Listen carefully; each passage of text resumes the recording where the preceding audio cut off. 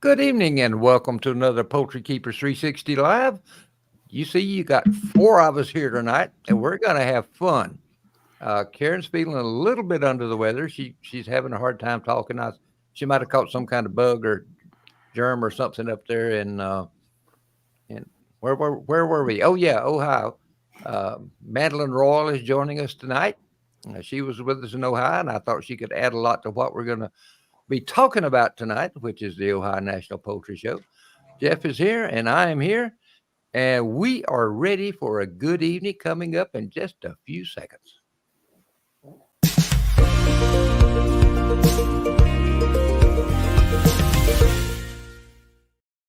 See, that didn't take long at all, did it? All And we're right, back already. with all our smiling faces in the right places. Tonight, we thought it would be kind of fun to just talk about the Ohio National Poultry Show and share our thoughts and our perspectives and uh, some of the things we saw, some of the things we heard, some of the things we learned. So, and also, if you're joining us tonight, be sure and type in your comments. So, love to hear what you had to think about that show.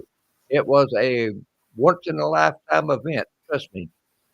I know that I thought I had prepared myself for what I was going to see, but when I walked into that show hall, I realized that I was not prepared for what I saw. It, it was very, very impressive. I mean, they had almost 11,000 entrants, 845 exhibitors from all over the United States and Canada. I talked to folks from California, folks from Washington State, folks from California, folks from, oh, yeah, I said California, didn't I? Folks from Canada. That's what I meant. And, you know, I was there from Florida. We had some other Florida folks that made the journey up there. Um, I know Sue Dobson was there from Oklahoma. So we talked to Don Nelson was came down from New England. So we had a good representation across the board for all the states there. I don't know how many states were represented, but it was a good number. I I would be interested, Jeff, to hear what your first impression was when you walked into that show hall. Because you haven't been to many poultry shows, have you? No, that was my first one, other than like Oh, really? local county fairs, where there's only like 200 birds. Um, uh, I, you know, I don't even know how to. It was like holy cow! It was almost breathtaking to view that room in its entirety. So I had no expectations because I didn't know what to expect. But yeah, it surely exceeded everything I thought. I never even made it over to see the waterfowl or the turkeys, Me either. guineas. Of Yeah. course, I had an excuse. I was using my walker. You had two good legs, but what I did made you it over there. did you? Well, yeah, Oh don't you yeah, remember? I found some ducks to take home with me, too. yeah, that's right. You got those Muscovy ducks. That's right. That's right. Jeff, what did your team think about that show? Do they have any comments about that? uh, Again, look, the same thing is like, I think they were looking for a room half as full of chickens, right? They had no clue what we were walking into. Their comments were, riding back with them is, they were extremely thankful to meet all the folks that stopped by the booth and talked for a little while, Hmm. and whether they showed their appreciation for the supplements that we make, or whatever, just people asking questions.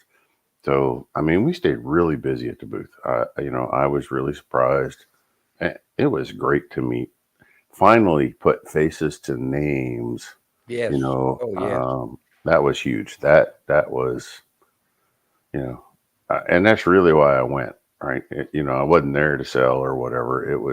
I just wanted to meet all these wonderful folks. So yeah, it was It was great. Yeah.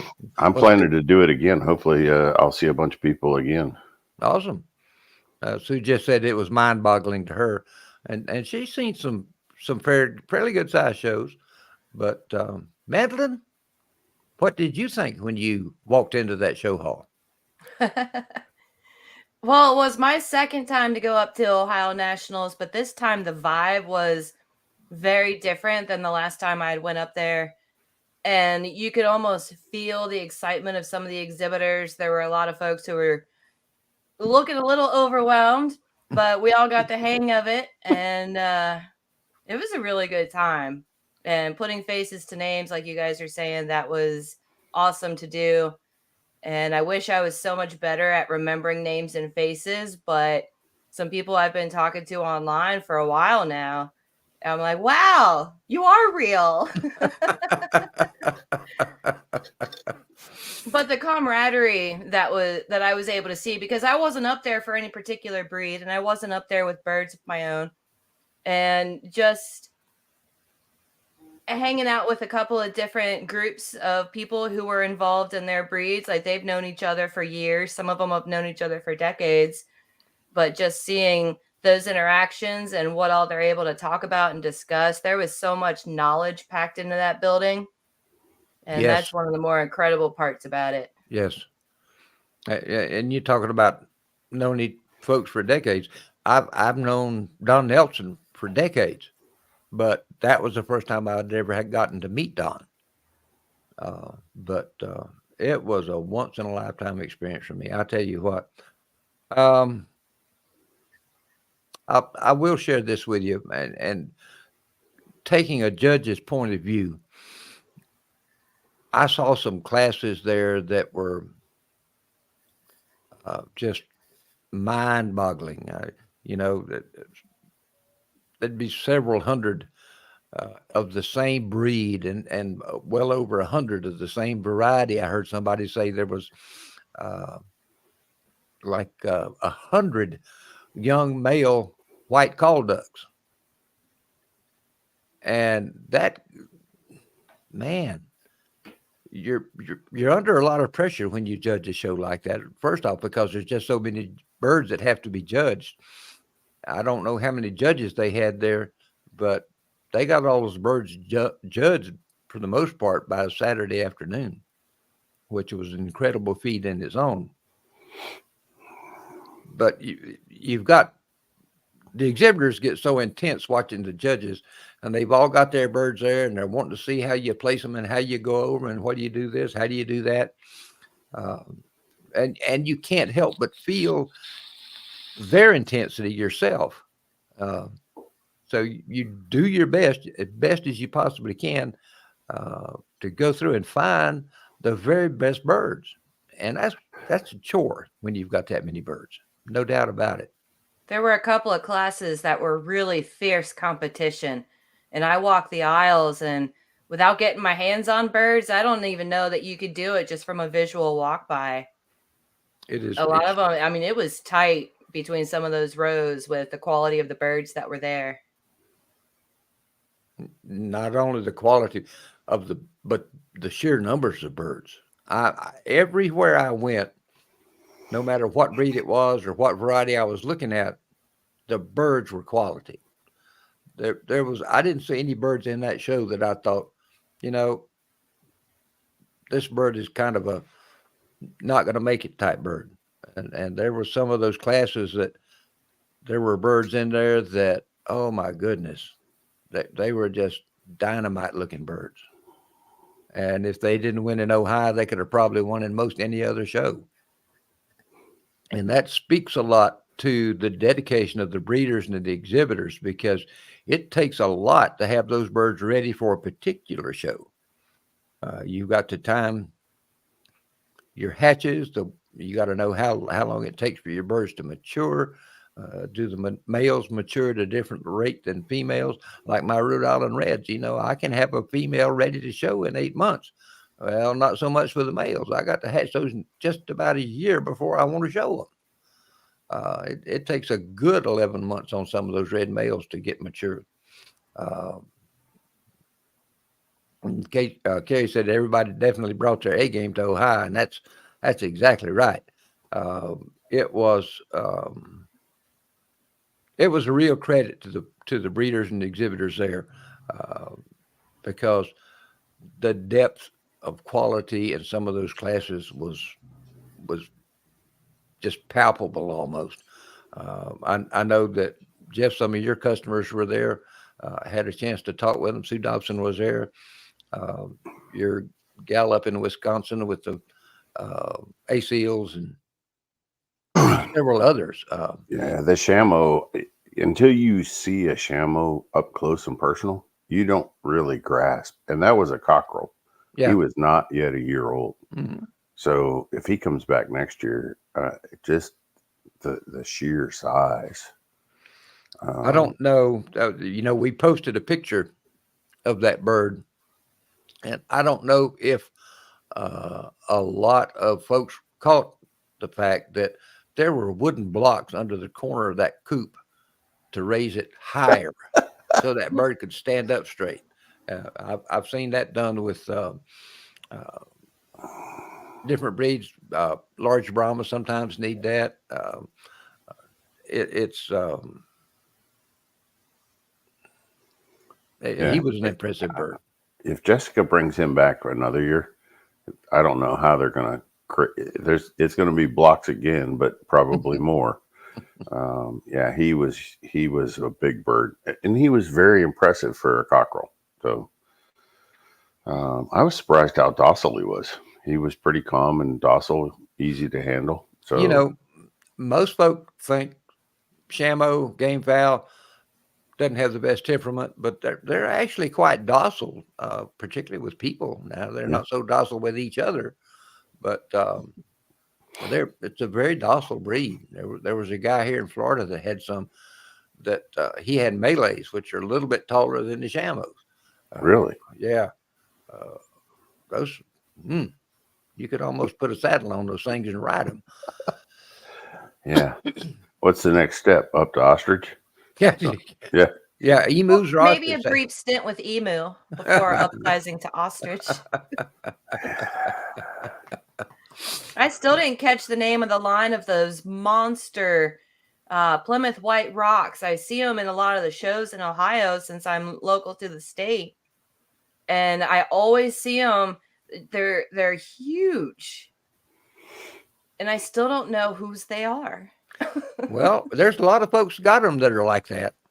Yeah, I'd have to, if I could have seen I didn't make it over to see the White Rocks, but yeah, they get rather large themselves. And one thing that sort of adds to that effect of hugeness is a lot of them will blow dry those birds, which sort of fluffs up the feathers and gives the feathers a little bit of a lift. And so that adds to the size look. And the same thing with some of the Orpingtons, they look like gigantic boulders sitting in those coops. But there's a lot of feathers on some of those birds. Sue says Sallies have White Rocks. But, there's, I could probably name off a half a dozen breeders real quick that have really nice, really good big White Rocks. I bet it takes a while to blow dry a chicken. The last time I did it, I ended up wrapping him in a towel and setting him aside to dry a little more on his own. Yeah, and that's honestly, you've seen folks refer to that as the chicken burritos. Yeah.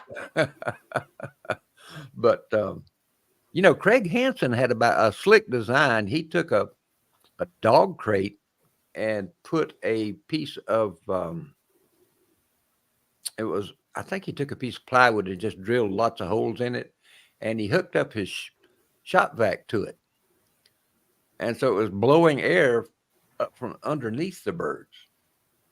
Oh. And then he doesn't have to stand there and hold them and give them the full spa treatment. Well, anytime you can let a bird dry more naturally without being manipulated in some way, I think they look better. I know Craig likes to get his out into the sunshine and let them dry, and that's an excellent way to do it. But yeah, there is there's a lot of tricks and things you can do to, uh, just make life a little easier. And Craig's really good at that. So I pay attention when he posts things like that. I say, "Oh, that's a good idea. That's a good idea." Uh, yeah, that White Rock was a reserve and show. That's how good that bird was. Mandlin, what breed there impressed you more than the others? I'm going to put you on the spot here. There was no breast there to my knowledge, so you can't pick those. That's not an option. Yeah, Can and I? I'm kind of kicking myself for not taking any because I do believe it's an open show. It is. You know, But actually, getting sidetracked here, but we're good at that. Uh, you can show any breed, whether it's recognized or not, in an APA sanctioned show. It just can't place any higher than best of breed. And if it's a different color variety, it can't go any higher than best of variety. But yeah, you're more than welcome to, to show those kind of birds that are not recognized. And I've digressed there. So well, I'm I sorry. didn't get to spend as much time cruising the aisles. Normally, especially at smaller shows, it's a little easier. I can get 2 or 3 laps in. But since we were there socializing, we spent most of our time socializing, and I wasn't running up and down the aisles being a bird nerd. But there's of course those white rocks, I already mentioned them. Every time I see them, just the height on them and the stature and the fluff factor. I don't know that I need any, but I love looking at them. And the ocean of call ducks when I got to the other building, that was pretty neat. And the geese especially. I don't own geese anymore. I love to look at them from afar. I like to see other people's geese and their facial expressions. I was talking to a couple of geese over in the other building, and they'll talk back. And what was it? The white crested black Polish. Yeah. There were so many almost cookie cutter birds that weren't from the same exhibitor, and I'm like, wow, that is some really good breed consistency going on there. I'd hate to have to judge that. I heard a lot of good comments about the white crested blacks at that show. A lot of good Yeah. comments. But then there was over 10,000 birds there. How do you even pick a favorite? Mm, well, I have one, but then I'm That's partial. for the judges to figure out on Champion Row once they whittle down the numbers a little bit. Well, maybe I should have rephrased that and asked you, what breed impressed you the most? Well, they're chickens. They all impress me. Come on. You can pick one. Go for it. Oh, come back to me later. I've got to think No. about that. Jeff, did you have a favorite breed? No, I did not. I spent a lot of, I personally spent a long time, believe it or not, in the Phoenix Isle, right? So those long tail feathers, I'm a huge fan, of the long streaming feathers. See, I forgot all about those, and Yeah. I was looking at the Bantam Phoenix for a while. I have wondered many, many times what it would be like to get a Phoenix breeder to try that Showbird and Breeder supplement and just see what it would do to their feather growth. I mean, there's got to have some effect on it. Well, how long did you say they got ripped? So I have a friend who does American game fowl, and we've measured out to 32 inches. He's got a line of American game fowl that'll put out streamers, multiple streamers, out to 32 inches measured until he steps on it and pulls them out. But It's that's pretty impressive. I've seen 6 and 7 foot tails. Really? Yeah. Wow. Tony Rivers was at the Ohio National, and Tony had some golden Phoenix at a show here in Florida, and I was judging, and I went to put the the bird back into the into the coop, and I couldn't get him to go in. I couldn't get. And I thought, what in the world's going on? I was standing on his tail, but that was a little bit embarrassing. But Tony forgave me, bless her heart. But they get impressive. And if you ever get over to Japan, they have a breed over there called a Nagadori. And those birds will have 20, 22 foot long tails. But they never molt. How long? What? How long a tail? 20 to 22 foot. What kind of pen, what kind of structure or housing do you have for a bird with a 20-foot tail? Actually, they coil the tails up and they have boxes that are, I don't know, 6 or 7 feet tall with a single perch and a feed and water cup, one on each side. And that's where those roosters stay. Oh, so they don't move around. They don't get down and move around. No, okay. They don't want them to damage those tails. Couldn't you wrap them in silk? Probably could, but by the time they drug that around the chicken coop about twice, it'd be pretty grody. Coil it up, but then put a protective covering of silk over it. But and they have a breed. They're not anywhere near that extreme, Madeline. You'd probably love them. I like them, but they're basically look like, and I just forgot the name, but they look like a cochin with a long tail. 18, 24-inch long tail. It's just cute as a button. I'm trying to think of what that is, and I don't think I know that one. Ohiki. Yeah. A friend of mine in Indiana has some of those. He just got a new group earlier in the year, and he's really pleased with them. He does Phoenix as well. But they're just cute as they can be. Jeff. Yes, sir. You were there talking feed and nutrition and all that. I've been interested to know, was there one question that you got more than any other from the exhibition people? No. So, in my line of work, everybody's question is a little bit different, right? I mean, it's always, of course, everybody wants better feather quality. Everybody wants more fertility. Everybody wants, no, I can't say that I did. And, I mean, that's what's great about working with groups like this, with breeders, you get all the variety, right? And a lot of people just stop by to, say, thanks or something like that, or tell me how they're doing, or, with the supplements and things like that. And, that always feels good as well. To know you're making an impact is always important, right? So, but, and before I forget, Rip, you can lock like a comment at the top of the page on Poultry Keepers 360, but yes, I don't want to miss anybody. So as people watch this show, even if they're not live streaming tonight, is, if you were at the show, we'd love to know. And if you were at the show exhibiting birds, if you could send some pictures and post them. Oh, yes. We'd love to see them, right? Oh, yes. I know we didn't get to meet everybody. No. That's in the group at the show. They were busy. Some people said they walked by the booth like 5 or 6 times, and I was always tied up with somebody, so they never stopped. So yeah, I'd love to know who all was there. I didn't have time to take anywhere near as many pictures as I wanted to take.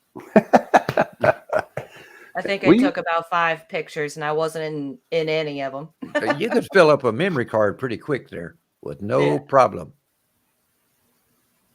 I talked to one of the judges who judged the junior show, which is a separate show from the open show, and all the exhibitors have to be less than 18, I believe. But he said the quality was every bit as good in the junior show as the birds in the open show. didn't used to be that way years ago. But man, those kids have grabbed hold of this idea and they are running with it. They had some magnificent birds there, and it's always good to see those small kids, and they'll invariably they decide they like those breeds like Orpingtons or Cochins, uh, the big birds, and they're walking around with those birds tucked up under their arm, just as proud as a peacock. It's just fun to watch those kids get enthused and deal with that. It's a lot of fun. It is. And I will confess, I had a favorite breed there, Rhode Island Reds. We could have guessed. We already guessed that. So Well, not everybody listening may have known that, but we had some awfully good Reds there. Sue Dobson, um, Sue and I have gotten to be pretty good friends, and she kept saying, "Well, I don't know about it. I don't know whether I'm going to have any birds to show. I don't know if they're going to be worth anything." And I said, "Sue, that cockerel of yours is good."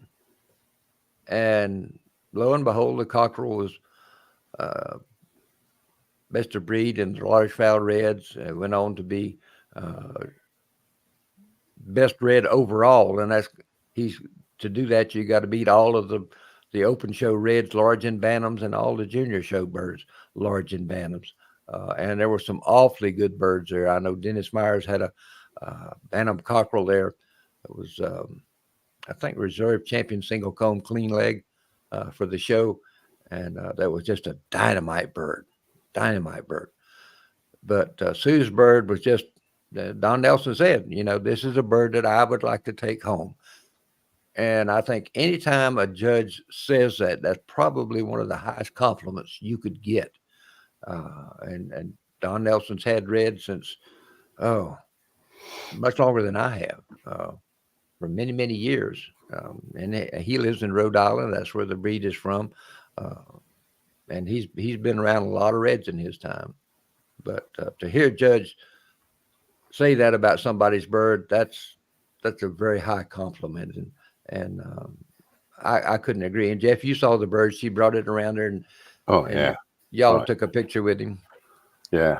And to think that's a cockerel born in January, right? Mm-hmm. That was an impressive bird.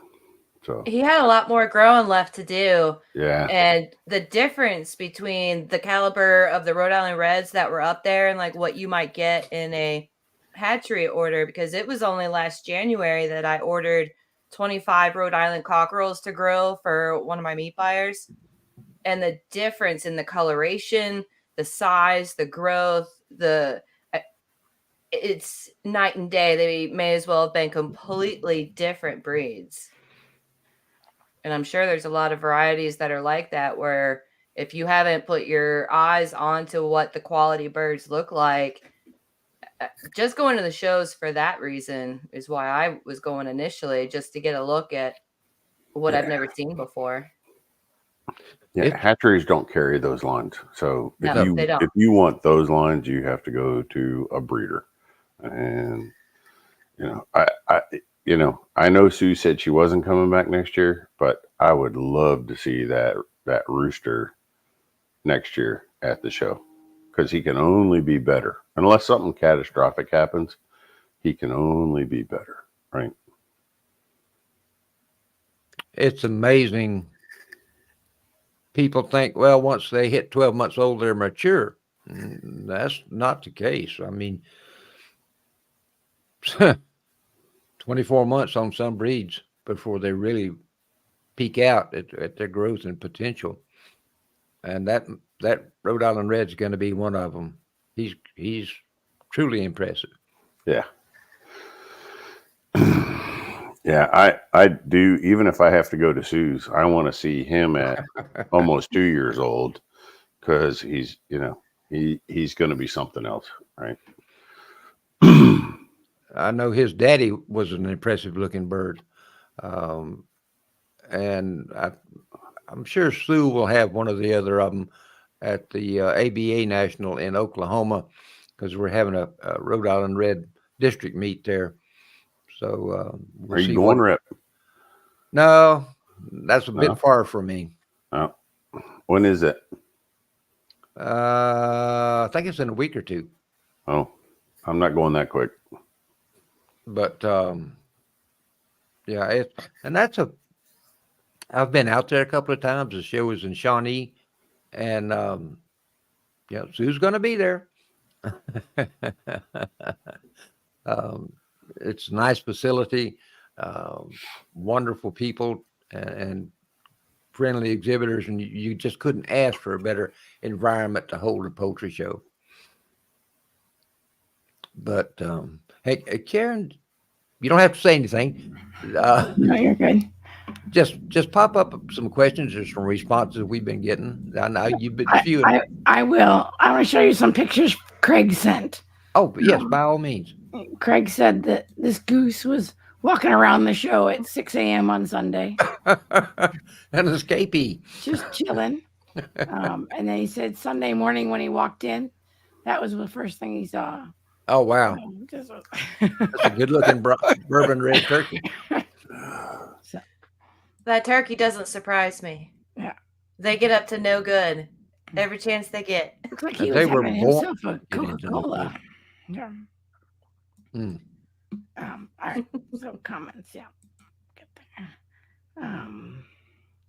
So we've got some stuff about breeds, right? So Shaggy says that they rarely see sultans out here in the West. Is that typical? Is there a reason for that?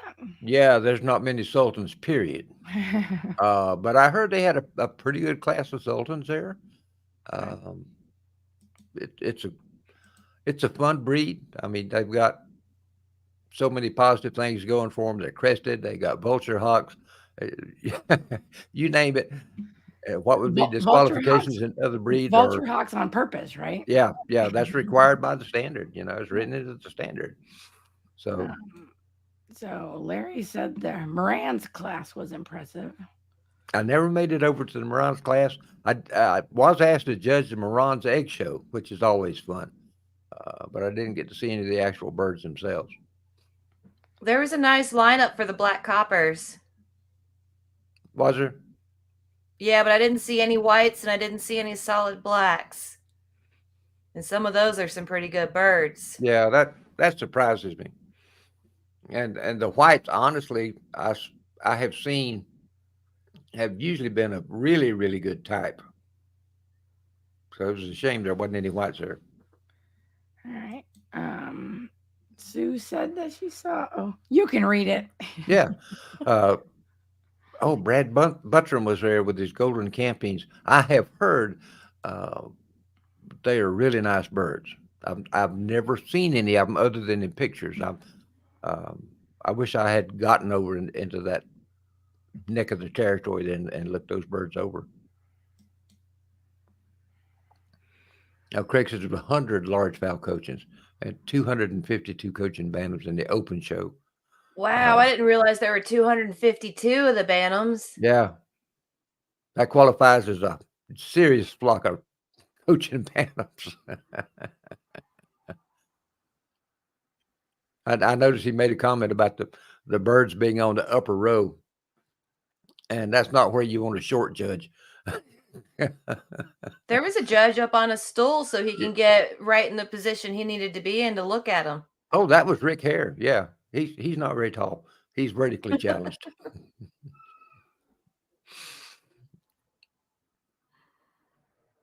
John wanted to know how many judges worked the show. John, I don't know. I'm guessing to judge that many birds in that period of time, there had to be 15 or 20. Easily. It was hard to get a feel for how many of them there were because they were all in the aisles or they're all spread out back in all the over the office. place. Yeah, it's hard to see. And they close the aisles when judging is going on so that they can focus without a crowd around them. Yeah. We don't, those people in the other aisle we call cage hangers, but because they're, what's he doing? What's he doing? Did anybody see any breeds that they hadn't seen in a while? Oh, Jeff? goodness. Yeah. I know I saw him, but I didn't think I was going to be talking about it a couple days later. And here again, my mobility was a little bit on the limited side, so I didn't make it as far as I would like to. But I didn't see anything that really surprised me or shocked me. Like, wow, I've never seen those before. Um, I wish I had made it over into some of the other rare American class breeds that I know were there, and I wanted to see them, but I just couldn't do it. Um, as far as, go ahead, Jeff. Well, I mean, did any of us prepare any of the pictures of the exhibit hall? Because, for tonight to show with people, that room was huge. You couldn't walk that room. I'm not in good enough shape to walk that room all at one time. Okay. Oh, that'd be a serious hike. Now, I would have needed pretty much the entire time the show was open. If I was going to look at birds at any type of seriousness, I'd have needed pretty much the whole time to just look at birds. You would. Yeah. You that really was would. a huge show. I used one that I found online as our graphic to advertise the show, our thumbnail. Madeline, it was the same one you tucked my picture into, but it was a lot of birds. And when you stop and think about it, some of them were double stacked. There was one row of cages on top of another one. That adds up in numbers really, really quick. Oh yeah, for sure. There was several double stacked areas, and that must be tricky to judge the ones lower down too, because they're in that shadow of the cage above it. Yeah. It's bad when you've got dark birds on that lower row. It just makes it even harder to see. But let's see. Did anyone want to know if they had some impressive large fowl Brahmas? She just got her first show trio. I saw a couple. I just kind of made it around that corner there to where I could see, and they had the aisle roped off, so I couldn't get down in there. But yeah, I'm sure there was a good number of. I saw some photographs of some of the Brahmas there, and they look really, really nice. Yeah, they had a good row, at least a row worth of large fowl Brahma there. Yeah, and they did look, and all the colors were represented, so they looked great. Karen, you got another picture standing there. Yeah. Laura said, according to the show catalog, there were 16 judges. Oh, okay. So just answering that. Yeah, I took this. I haven't even looked at this. So I took this video just from up above.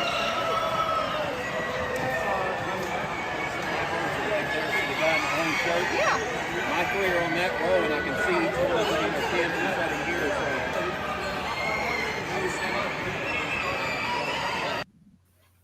So. Yeah, a lot of double stacked rows, in the front, in the upper half, towards the winners lineup, the champion lineup, but the bantams. Yeah. So. Wow. That's all. I didn't even watch that video. I just took it just to show my friends. Yeah. It was loud in there too. It was actually not as loud as I thought it was going to be. I'm with Karen. I didn't think. I have been in show halls that were noisier, but that building had some decent acoustics in it. Yeah, I was gonna say maybe the extra high ceilings that with baffles up there. The ones you go to that have shows in like a little Quonset hut. You put a bunch of bantams and a bunch of call ducks in there, a few guineas, and it gets deafening in a hurry. No way to escape that noise. I know Mandolin went over to the sale area. I'm a little surprised I didn't come home with call ducks. There were some pretty nice looking ones, but I've got to be careful on what I add because it limits what I can do to work with them. So, well, they don't take up much room. Muscovy. But there was aisles and aisles and aisles. I don't think I've ever seen that many waterfowl in one place. Even the prior Ohio National Show I'd been to before, I don't think they had quite as many as they did this year. I heard there was an awful lot there. And plus, you get over into the sales area, and there was even more birds in that area. That's a dangerous place to go into. You can spend some money in a hurry, can't you, man? Greg spent some money. He's telling us all about it. He bought one bird out of a show cage. I mean, it was probably a special bird. It had to be a pretty good bird, or Craig would not have brought it home. I assure you.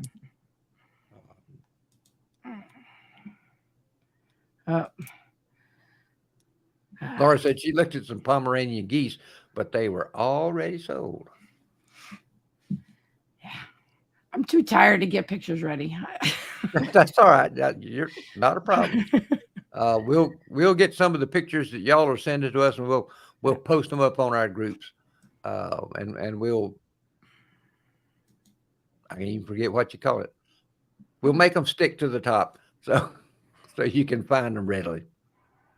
All right. He asked how many days does the show go on? That particular show, they brought birds in. They could coop in on Thursday. The birds were judged on Friday and Saturday, and they announced all the winners on Sunday. That's not typical for most shows. Most shows coop in on a Friday, judge on Saturday. A lot of them judge, and out the door they go. They're out of there. But the bigger shows is you've got to have a good number of days to get everything done.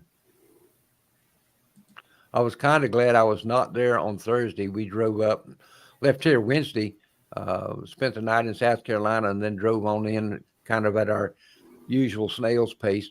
But we got there about 7:30 at night, and so I just went straight to the motel. I didn't even think about going to the show hall because I knew it was going to be bedlam.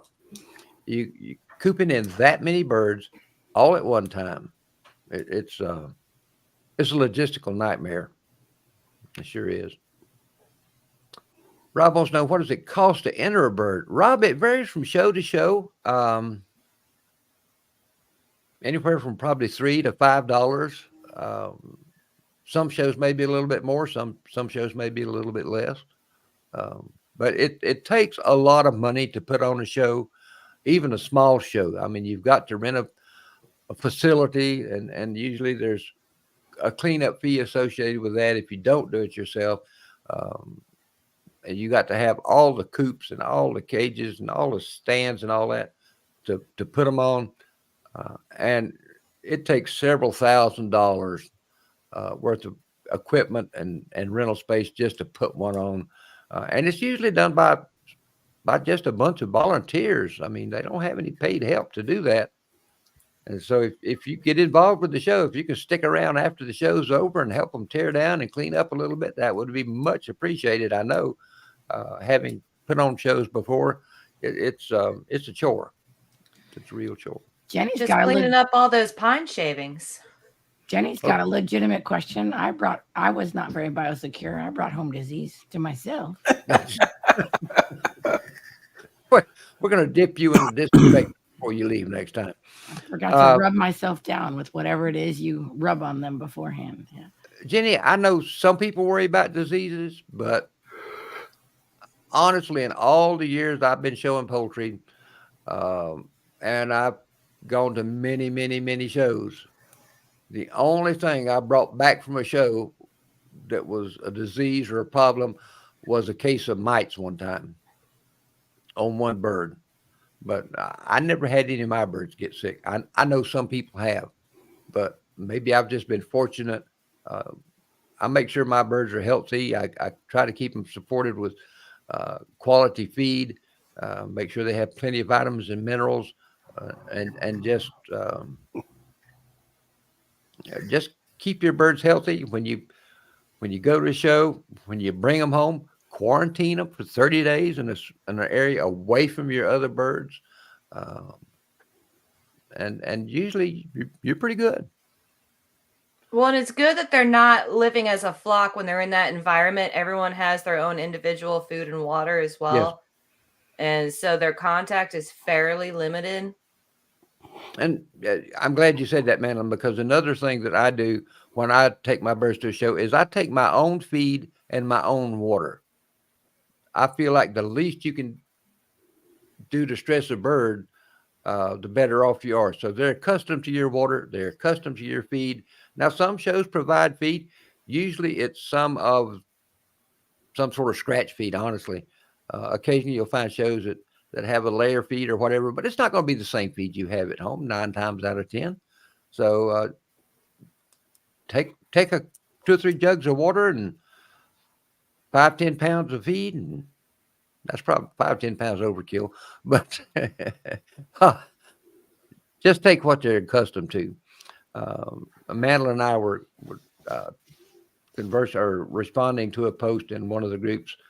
Mandy, I don't even remember what group it was. Elizabeth Humeyer, I think, is the one that posted the question about traveling long distances with birds. And Jeff, you may be able to jump in here on this and tell me I'm right or wrong, but you travel in long distances, you want to help them overcome stress as much as you possibly can. I use Jeff's formula for, I just forgot the recipe. You know about the electrolyte mix? Yeah, the electrolyte formula. What it's how much of what?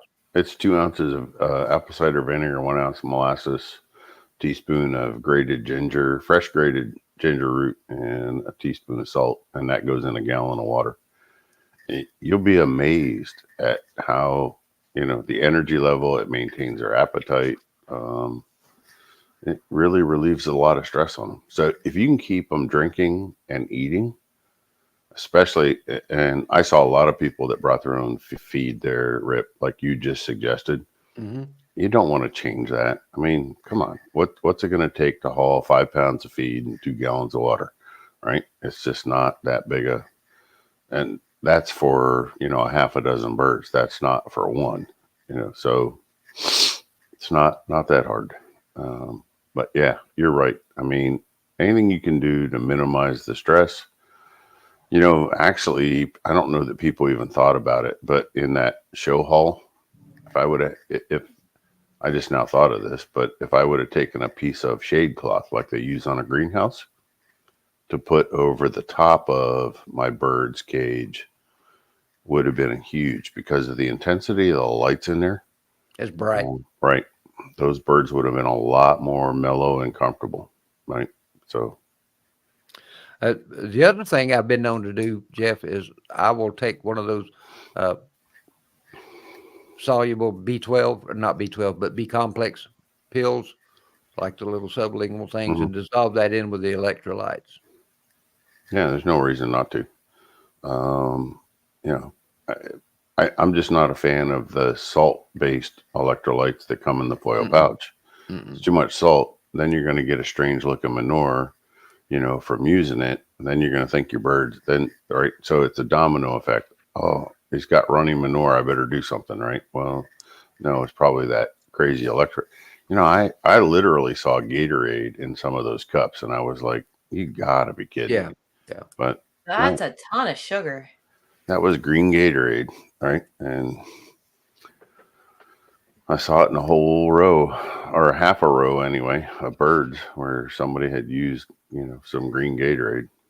But, and that at one point, putting anything into the water that would color it was really frowned on by folks because they thought you were trying to clue the judge into which birds were yours by doing that. But I guess all the tricks of the trade. Yeah.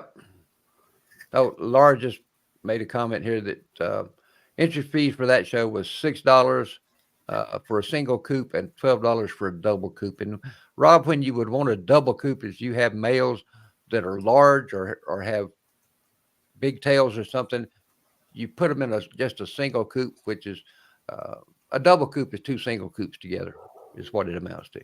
So it gives them a little more length and just lets them show to better advantage. I was walking down one of the aisles that had modern games in it, and those birds fascinate me with their super long legs. Mm-hmm. But there's one little pullet in particular who just seemed happy to be there. And she had her head sticking out of the front of the cage and she was looking in every direction. Like she was one of the smallest birds there, but I bet she had one of the biggest personalities. That's typical for modern games. They have great personalities. They're very people friendly. They're great for juniors to work with. And you're right. They've got those long legs and that long neck, and they train them to actually stand up. You'll see a lot of them up on their tiptoes almost to show off their height. But She was going against protocol and had her head hanging out trying to see what everybody else was doing. oh, they can get rather nosy sometimes. Well, Mandolin brings up a good point. So when I was walking the aisles I did get to watch. Mm-hmm. So I'm coming at this from a different standpoint than a breeder does. Mm-hmm. I'm looking at it from health attributes, condition, things like that. But I paid attention to what birds were trying their best to be as far away from me as possible versus what birds were calm, relaxed, come up to the front of the pen. Even in real world applications, like if I come to visit your farm, if your chickens aren't coming up to greet me, there's a problem, right? They should not be that high strung, that nervous, that flighty. So, yeah, it's just, and 90% of the birds were all afraid of me walking down the aisle, right? So, I mean, that's not a good thing from my standpoint, for the things that I look at. But some of that, and I'm not trying to pour gas on anything here with the exhibitors, but some of that is because exhibitors just have not spent time training those birds to be in that coop. It doesn't take much effort, but you just can't go into a pen of a bunch of pullets and grab up 2 or 3 of them and take them to a show and expect them to show well. They're not accustomed to that. That's just stressing them out even more. I had the complete you think wrong it's a lack of impression of what it interaction? meant to do conditioning.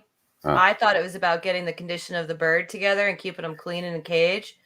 And Rip, you set me straight to say that it's conditioning to be in the cage and to present well. And what was that other little tip you showed me? To feed them from the side so that they turn their side profile when they're approached. When you're training them in a coop, most folks will train with treats, and there's nothing wrong with that. And if you want to have a bird's undivided attention, you just hold a little mealworm up between your thumb and forefinger, and he's wiggling around there, and they are all about what you got in your hand. But most folks will feed them to the front, come to the front of the coop. Feed them from the side of the coop. Okay. Give them a treat from the side of the coops so they learn to come up and stand sideways to present themselves best to the judge. Oh, I'm off my soapbox now. But Jeff hurt some people's feelings, so there are different breeds and different temperaments expected. I'm just saying, what I look for when I interact with birds, one of the, red flags to me is, do they all run away? Or, look, I've walked into a lot of flocks and, the majority of the flocks, the hens come up and start eating my shoelaces, right? And that's what I want to see. If they all go to the other end of the building because they're scared to death, then I start looking harder for environmental issues, feed issues, something. In some cases, it turns out to be abuse by the person taking care of the flock, right? They're just abusive. They're loud, they carry a stick, whatever. Sometimes it's nutritional. So I don't know. Sorry, I didn't mean to step on any toes. I'm just what I look for, right? I was just going to ask you what were some of the environmental things you saw? Yeah. And in larger flocks, people don't necessarily understand stray voltage, right? So if your electrical panel is not wired correctly and you don't have the right grounding rods, there can be just a slight amount of milliamps in the ground working its way back to a ground somewhere in the soil or in the floor. And that's enough to make birds extremely jittery, poor breeders. There's all kinds of stuff out there. It won't happen today or tomorrow, but I could make a list of what makes birds flighty from just my years of experience, right? And honestly, Jeff, I think you need to write a book. another one? And yeah, I no, ain't got enough time, Rip. but stuff like that. And see, I would have never even dreamt about the voltage issue. Yeah, But people's you stop and think about panels. it. Yeah, your old electrical panels from the way electrical panels was put in, before the '60s was a completely different code setting, right? Oh yeah, no code setting here. Right. And, grounding rods weren't put in right. They weren't put in the right place. Actually, I'd challenge everybody listening. If you go look inside your breaker panel, more than 75% of inside the breaker panels, the return wire, the white wire, goes to the ground bar. So your white and your ground are on the same, right, in the panel. And that's absolutely wrong, right? So you need a separate bar for your ground, and that goes to your ground rod. You need a separate bar for your return feed on your panels. But that's the way it was done until sometime in the 70s, right? And in some places it's still done that way. But it causes some confusion in your current path, and it's enough. I've seen it affect human health, large animal health, poultry health, you name it, right? So it's a thing. But hey. That's fascinating. You come up with some things that I hadn't never even thought about. Mandelin's sitting over there giggling about it. But And I'm like, we were talking about chickens. What happened? I'm getting an electrical lesson now. We can go back to chickens. Sorry, he asked. Okay. Well, that kind of stuff interests me because the more you know about your birds and what causes them to do what, the better job you can do. If you're showing birds, a better job you can do with birds, period. Look, that's Now I need really go only check going to the show up tail in a the wetter. barn. Now I'm nosy about it. Well, it's going to show up. So birds on wire, right? And birds on where the bedding's not really dry. Birds are naturally insulated. Birds sit on electrical wires a large percentage of their life, right? So in the wild. But it can still be a thing. I've seen it follow water lines where birds won't drink because there's just enough of just a little bit of amperage there that they're afraid to drink. It's kind of like static electricity for us, right? So it just gradually builds up, like dragging your feet across the carpet and then you grab a doorknob. Very similar type of situation. Okay. Going back to the waterline thing, how would you test for something like that? You stick your finger in the water? Well, a lot of times humans aren't at that level of amperage. You're not going to feel it, right? So you need some fairly sophisticated. I use an old analog type needle type electrical meter and turn it down to the lowest setting, and I'm checking for milliamps. And if that needle moves at all, then I call somebody with even better equipment. Right now, you're talking oscilloscopes and things like that. And look, how about we save this for a whole other show? We'll talk about. Okay. You got my curiosity roused up. Yeah, I can tell. Rip wants to go down the rabbit hole on electrical, but yeah, and it's a thing. So, but we should go back to the show. Okay, back to the show. Yeah, so with my chickens, when there's a stranger in the barn, like with me, they're trip hazards. They're up at the front of the doors every time they see me.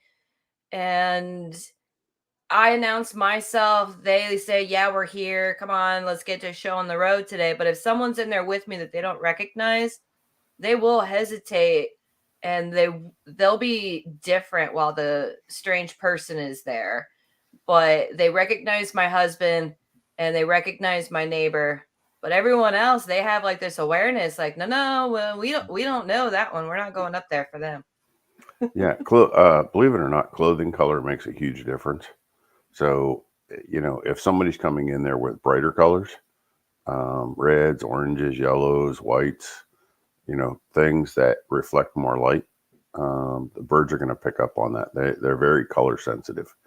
So, you know, if people come in there with more neutral, you know, say sage and gray, it should be less of an issue.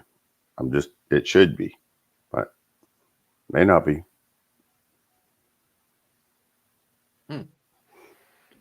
Interesting. Oh, we're back on electrical for a second with Bud's comment.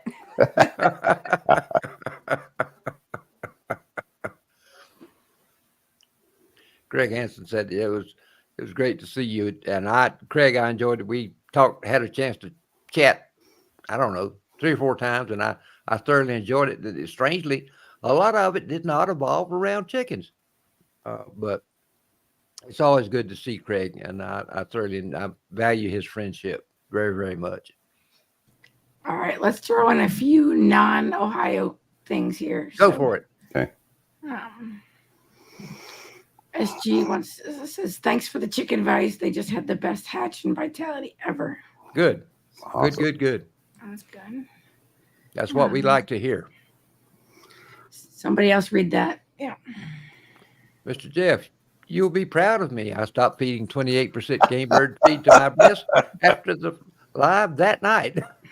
Nice. Gold stars for those 2, man. Yeah. And I'm nosy enough to want to know if with that reduction of protein, if you noticed a drop in the ammonia smell from the poo, because usually extra protein gets pooped out and it makes it extra stinky. Yep. So it might smell better down there now in Louisiana. She had to get rid of that blue feed bucket. One cockbird would knock it out of her hand every time.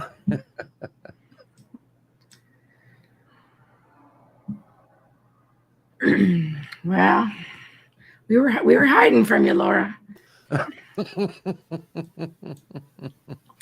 We were probably on walkabout.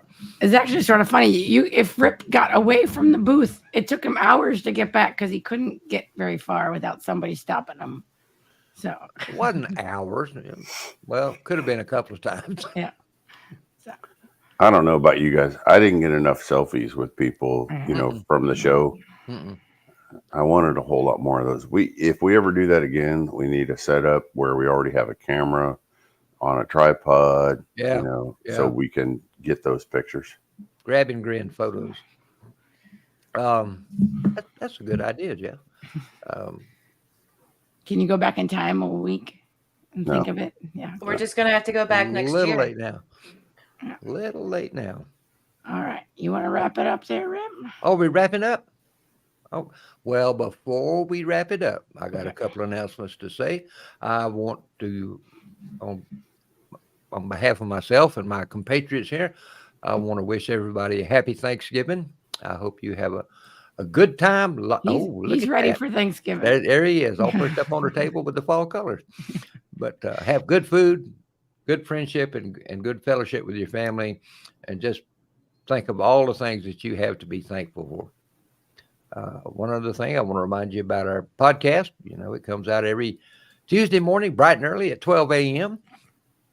So if you get a chance, give that a listen. You can find us on Apple, Spotify, most anywhere you can find podcasts, we're there.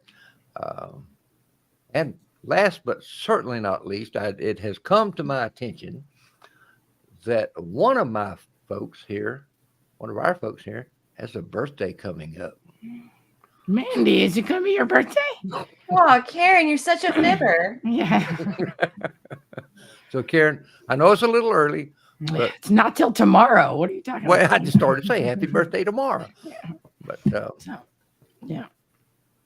All you right. didn't even turn red this time when Well, I I'm did that. already red. It's that suntan. Yeah. It's that cold. Yeah. Well, folks, thank you so much for joining us. And thank you for those of you who are in Ohio and stopped by to say hi. It just blows my mind that some of you wanted my autograph. That just baffles me why anybody would want my autograph. But Jeff, I can see he wrote a book. Me, I just showed up. It was driving me crazy to sign all those books too. But I just, you do it, right? Yeah. I don't know why people want my signature. So. Bless their little hearts. But that's the way. But I love seeing you guys. I love meeting you, shaking your hands, talking birds briefly, because I know y'all were like everybody else. You were hurrying to get to see as much as you could, take it all in. So until we get back together in 2 weeks, I hope everybody has a wonderful time. Enjoy your birds and just have fun. We'll see you in 2 weeks. Bye, everybody. Bye-bye. See y'all.